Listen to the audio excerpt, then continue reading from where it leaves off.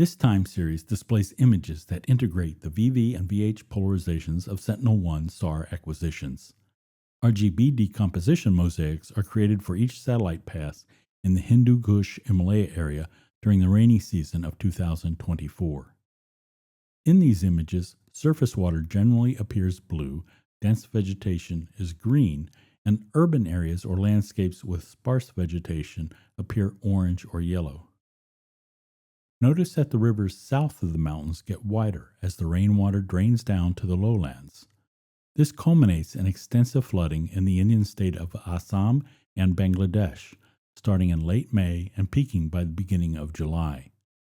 Many of these areas remain flooded for the rest of the summer. Because the SAR signal penetrates through cloud cover, we can continue to monitor surface water extent on a regular basis, even during storms that would make it difficult to image the surface using optical sensors.